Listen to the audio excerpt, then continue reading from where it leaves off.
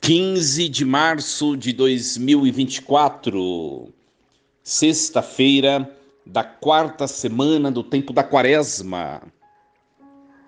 Em nome do Pai, e do Filho, e do Espírito Santo.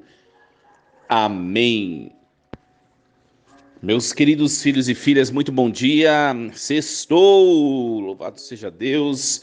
Chegamos a mais uma sexta-feira, com a graça de Deus, fim de semana, conviver com a família, com os amigos, ir à igreja, algo que nós temos de maior, mais importante em nossa história. Enfim, meus queridos, nós vamos meditar nessa sexta-feira a leitura do livro da Sabedoria, capítulo 2, versículos 1a, do 12 ao 22. Dizem entre si os ímpios, em seus falsos raciocínios: armemos ciladas ao justo, porque a sua presença nos incomoda. Ele se opõe ao nosso modo de agir, repreende em nós as transgressões da lei e nos reprova as faltas contra a nossa disciplina. Ele declara possuir o conhecimento de Deus e chama-se Filho de Deus. Tornou-se uma censura aos nossos pensamentos e só o vê-lo nos é insuportável. Sua vida é muito diferente da dos outros. Seus caminhos são imutáveis. Somos comparados por ele à moeda falsa e foge de nossos caminhos como de impurezas. Proclama feliz a sorte final dos justos e gloria-se de ter a Deus por Pai. Vejamos, pois, se é verdade o que ele diz e comprovemos o que vai acontecer com ele. Se de fato justo é filho de Deus, Deus o defenderá e o livrará das mãos dos seus inimigos. Vamos pô-lo à prova com ofensas e torturas para ver a sua serenidade e provar a sua paciência. Vamos condená-lo à morte vergonhosa, porque de acordo com as suas palavras virá alguém em seu socorro. Tais são os pensamentos dos ímpios, mas enganam-se, pois a malícia os torna cegos. Não conhecem os segredos de Deus, não esperam recompensa para a santidade e não dão valor ao prêmio reservado às vidas puras. Palavra do Senhor. Graças a Deus. Meus queridos filhos e filhas, nós iniciamos a semana com uma explosão da alegria de nos aproximarmos cada vez mais da Páscoa, mas à medida que a liturgia, que nós vamos nos aproximando do próximo domingo, os textos eles já vão se voltando para as temáticas dos dias seguintes, que vai ser a abordagem da perseguição e dos judeus em relação a Jesus antes dele ser condenado. Por isso que os textos já estão se declinando, conseguem perceber a liturgia da igreja belíssima, belíssima. Esse texto do livro da Sabedoria, no fundo, é claro que não fala de Jesus Cristo, o hagiógrafo, o escritor, ao escrever esse texto, séculos antes de Cristo, ele não pensou em Jesus Cristo, porque ele não conheceu Jesus Cristo. Mas o Espírito Santo, que é o primeiro escritor de todos os textos sagrados, o Espírito Santo já suscitou no coração desse escritor o que seria e o que passaria o Filho Eterno de Deus que se tornaria ser humano.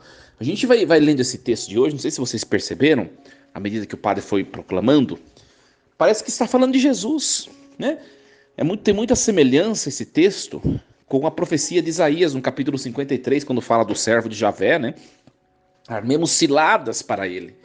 No fundo, meus queridos, uma informação central que permeia todo esse texto: os justos são provados. São provados pela própria história, pelas próprias circunstâncias da vida. E são provados também pelas pessoas que querem testar a sua fidelidade a Deus? Meus queridos, parece que não. Mas nós que anunciamos o Evangelho, nós que congregamos a igreja, nós que defendemos alguns valores, nós somos muito observados pelas pessoas que não defendem os mesmos valores que nós, que não compactuam, não congregam a mesma fé que nós, né? E essas pessoas ficam só observar-nos para ter motivos de críticas.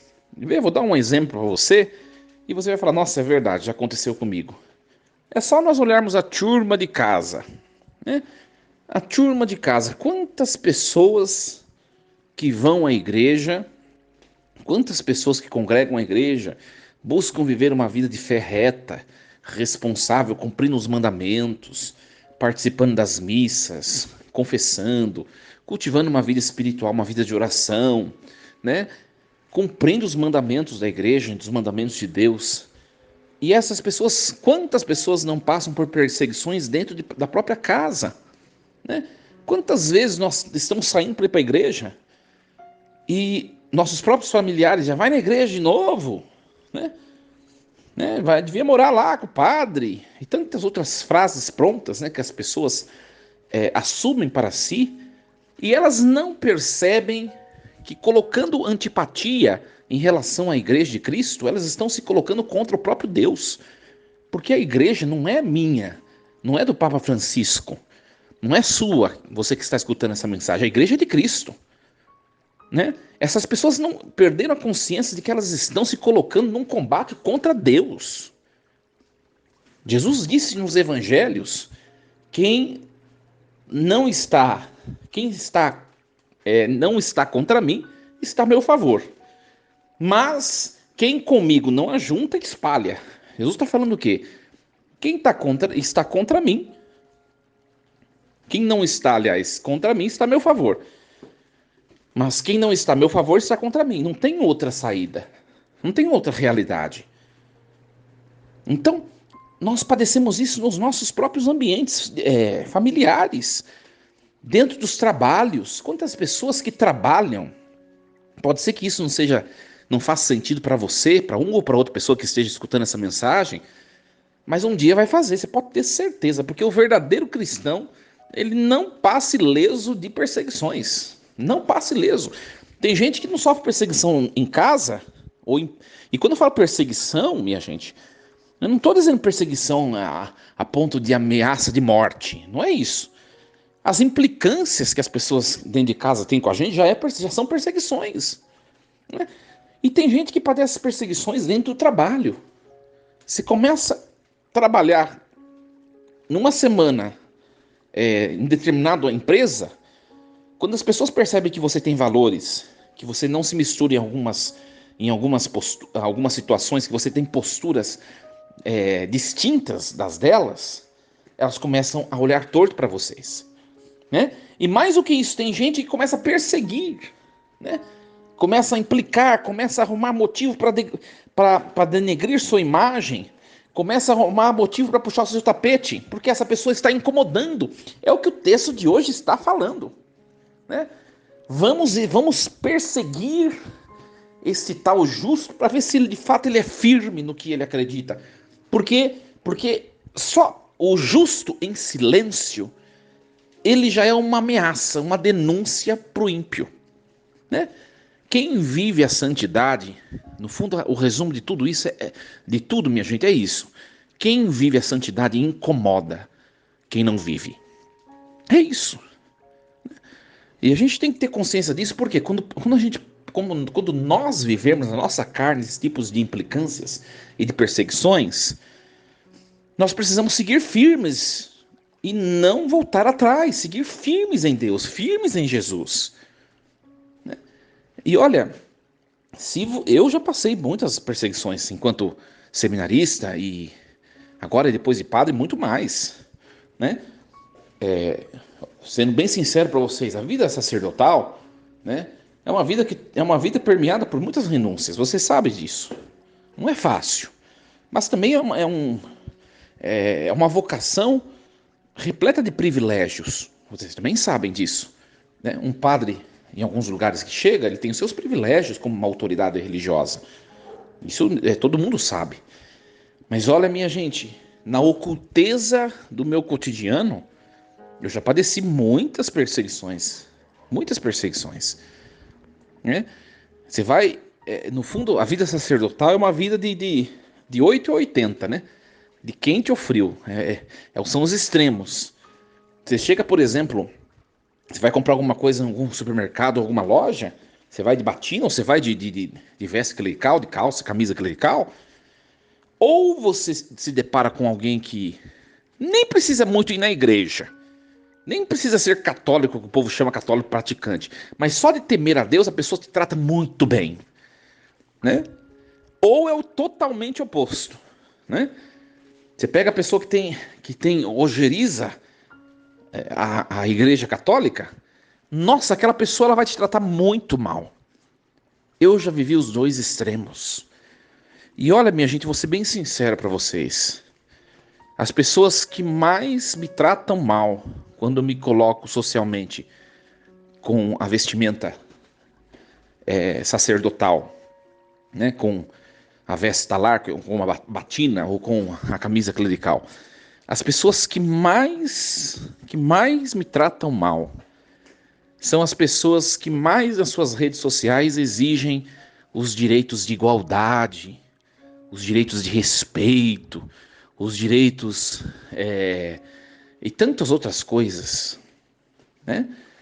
É só você olhar nas redes sociais. Quais são as pessoas que estão levantando bandeiras, né? Somos iguais, somos direitos iguais, não sei o quê, não sei o quê, né?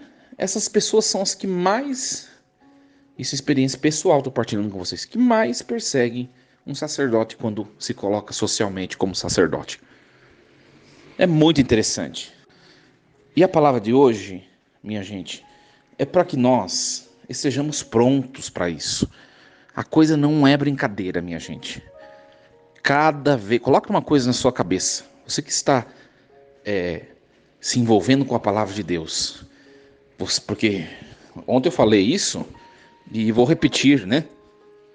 Ninguém que não está criando amizade profunda com Deus consegue escutar a minha reflexão diária até agora. 12 minutos escutando o Padre Diego. Preciso ter muita fé em Deus, né? Senão eu não aguento. Olha, coloca uma coisa na sua cabeça. As coisas vão cada vez mais piorar. Que horror, padre. É bíblico, minha gente. Está no catecismo da Igreja Católica. Quanto mais nos aproximamos dos fins dos tempos, quanto mais nos aproximamos do dia do juízo final, que nós não sabemos quando será, está no catecismo isso, mais a coisa vai apertar. E você que tem certa intimidade com Deus, por isso que eu falei da questão da fé, né? Que eu acabei de dizer, suponho que você já esteja numa caminhada alicerçada para conseguir me escutar até agora, né? Você vai ser o primeiro, a primeira a ter a fé provada. Escute o que o padre está dizendo. E qual vai ser sua resposta? Você vai espanar? Você vai negar a Cristo? Você vai desistir com tudo para não se indispor com uma pessoa ou com outra? Ou você vai seguir firme, com firmeza, com convicção, com cabeça erguida, com autoridade? Presta bem atenção que o padre vai dizer, vai começar na sua casa isso, né? Eu tenho falado bastante, ora, presta atenção. Eu tenho falado bastante da questão da confissão. Pode ser que você que esteja me escutando faz muito tempo que você não se confesse. A hora que você disser na sua casa que você vai se confessar e que você vai começar a viver uma vida de discípulo fiel a Jesus, vai na sua casa partir, a perseguição vai partir da sua casa. E não é uma perseguição acirrada, como eu acabei de dizer, de morte, de revólver, de arma. Não.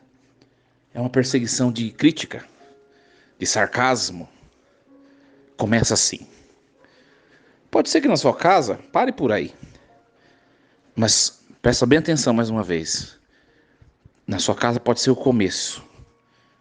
Logo, logo, meus queridos, a coisa vai apertar socialmente. Vocês estão vendo o que está virando o nosso país.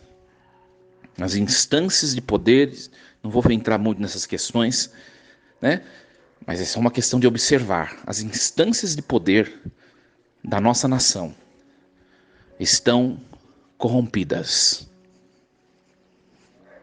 Hoje, ainda nós podemos ir à missa, né? De maneira livre e segura. Daqui a algum tempo, a igreja vai sofrer grandes sanções dos poderes. Escutem o que o padre está dizendo. Daqui a pouco as pregações, os padres serão presos por falarem uma coisa ou outra, por denunciarem alguma situação irregular à vista da fé. Guardem o que eu estou dizendo. Nós já estamos vendo isso.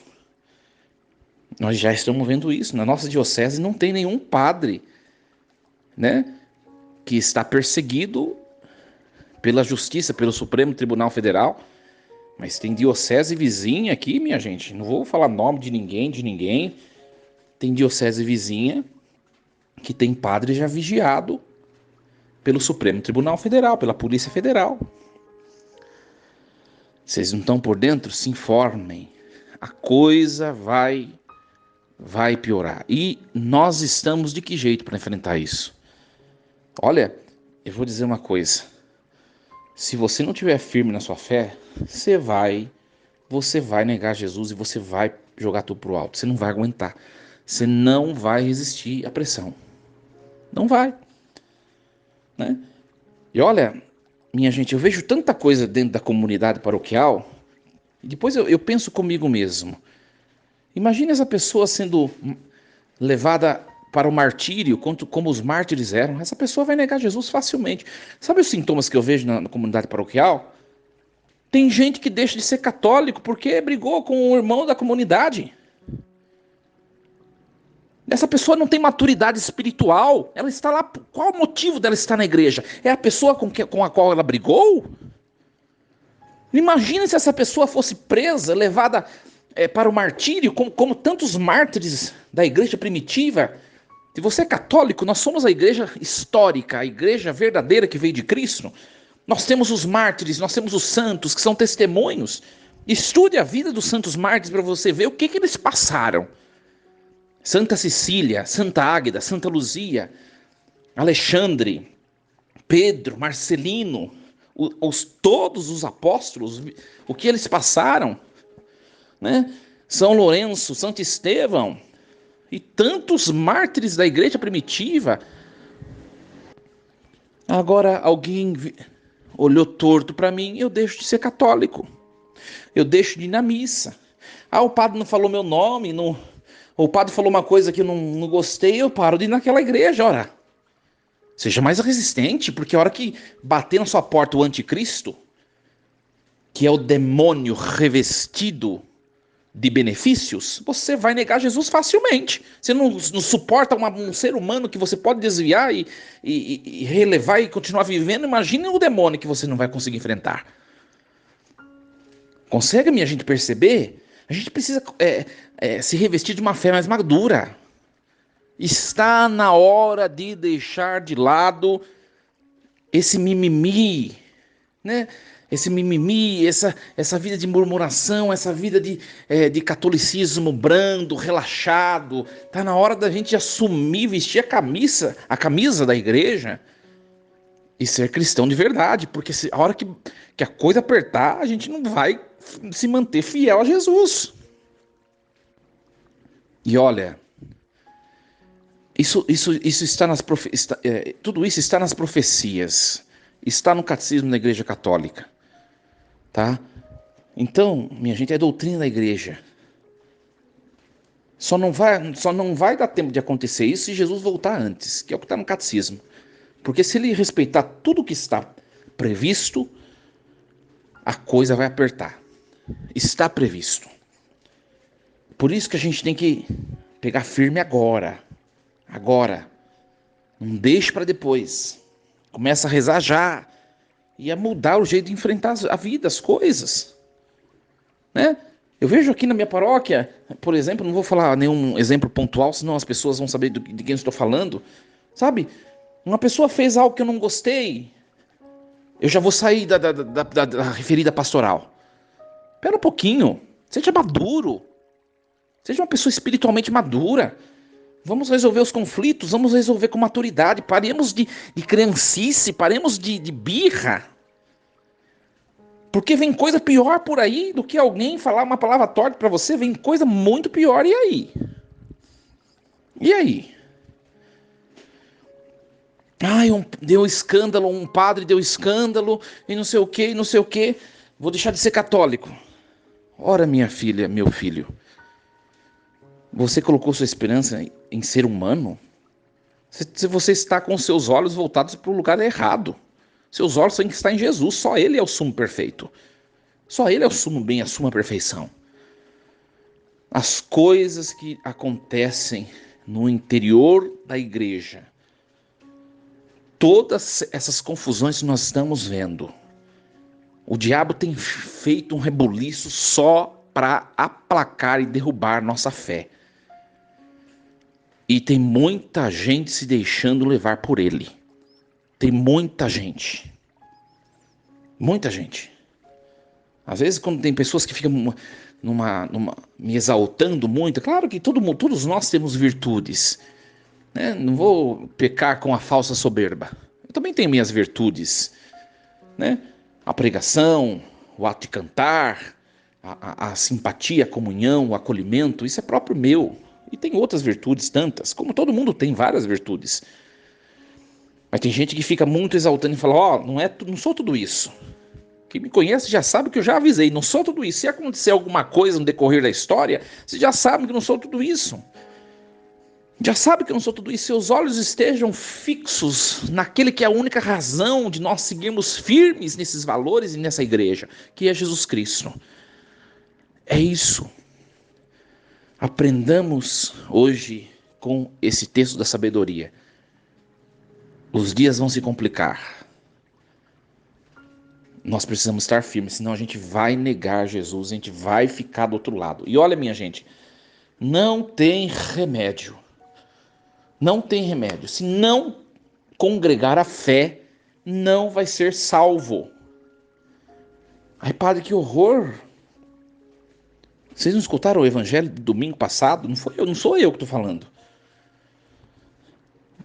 Quem crê está salvo, mas quem não crê já está condenado. Evangelho de domingo passado, não fui eu que falei. Nossa, padre, então são muitos que vão se perder? Isso já não cabe a mim, a você ficar instigando ou diagnosticando. O que cabe a mim e a você é cuidar do nosso próprio umbigo. Porque nem a vida da gente a gente consegue fazer tudo direitinho. Então não fica olhando para os outros. Mas a verdade é essa. Quem crê será salvo. E quem crê? Quem crê é quem tem fé, não é? Quem tem fé? Quem tem fé é quem congrega a igreja. Porque é a igreja que nos entrega a fé. Quem não crê já está condenado. A palavra de domingo foi essa. Não tem negócio. Não tente desfazer a palavra de Deus, ou mudar a palavra de Deus, ou dar jeitinho de interpretar diferente a palavra de Deus. Está escrito isso e acabou. Foi Jesus quem falou, minha gente. O próprio Deus quem falou. Então nos preparemos. Por isso que eu sempre falo. E eu falo nas minhas pregações, e eu falo para mim mesmo. Eu tenho certeza que na sua família tem um monte de gente que você ama, que está longe de Jesus. Tenho certeza. Comece a rezar pela conversão. Sobretudo se você é pai ou é mãe. Primeira coisa que você tem que fazer é você se converter, né? Fazer pelo menos o mínimo. Eu já tenho falado bastante das minhas pregações o que são as coisas mínimas para a gente ser um cristão, pelo menos, mais ou menos, né? Porque eu sou cristão mais ou menos, e você acha que você também. Ai, padre, que horror, né? Pois é, a gente vai ser cristão bom mesmo quando a gente estiver num grau de santidade, Santa Teresa de Ávila, da Santíssima Virgem Maria, São José. Enquanto a gente não chega lá, a gente é cristão mais ou menos. Mas é o mínimo que a gente pode fazer. Então, se você não se converteu, então comece a fazer a coisa certa e a levar a sério a religião. É o mínimo, é o mínimo. E a segunda coisa, começa a rezar pelas pessoas que você ama, para que se convertam. Quem não crê já está condenado. Foi a palavra de domingo. Inegociável. A palavra objetiva e clara. Eu rezo, minha gente. Eu não sou melhor do que ninguém, como eu já falei para vocês. Né? Uma escorregada, o diabo me amarra e eu tô perdido, ferrado. Né? Por isso que eu sempre me consagro a mim, meu ministério, a minha pequenez, a presença de Jesus, cada missa que eu celebro. Por isso que eu faço questão de celebrar a missa todos os dias. Eu não fico um dia sem celebrar a missa. Quando eu viajei, que não teve jeito, porque não dá para levar os aparatos, os objetos para celebrar, mas eu faço questão, até na minha folga eu celebro missa. Por quê? Uma escorregada e tem brecha para todo lado. Aqui tá cheio de fresta pro diabo entrar aqui. Aí, padre, que horror! Minha gente, é só olhar a nossa vida. Quanta coisa pode nos derrubar. Sabe? Às vezes eu falo algumas coisas aqui, vocês nem sabem. Vocês nem sabem. Olha, mas eu recebo muitas, sobretudo no Instagram, né? Mas eu recebo muita gente que me critica. Algumas coisas que eu falo, mas eu sou muito objetivo, direto, e vou continuar a ser. Se você não gosta, vai escutar pregaçãozinha melosa. Tem muitos pregadores por aí melosos. Aqui a coisa é objetiva e clara. Por quê? Porque eu também prego para mim, por primeiro. Né? Rezar, minha gente, fazer o mínimo. Eu rezo pela conversão dos meus familiares. Não sou melhor do que ninguém, como eu comecei a falar agora. Mas tem gente da minha família que está pior do que eu. Eu não estou lá grande coisa. Eu acho que você também, como eu acabei de dizer. Mas tem gente que está mais longe de Jesus do que eu. Então eu rezo por esses. E rezo por mim também, porque eu também não estou lá grande coisa. Comece a fazer isso. A coisa vai apertar. Que Deus nos dê força e sabedoria para nos mantermos sempre unidos a seu Filho. Única fonte de salvação. Nosso Senhor Jesus Cristo. Força e coragem. Bom fim de semana a todos. Em nome do Pai, do Filho e do Espírito Santo. Amém. E lembremos-nos sempre, Deus está no comando de tudo.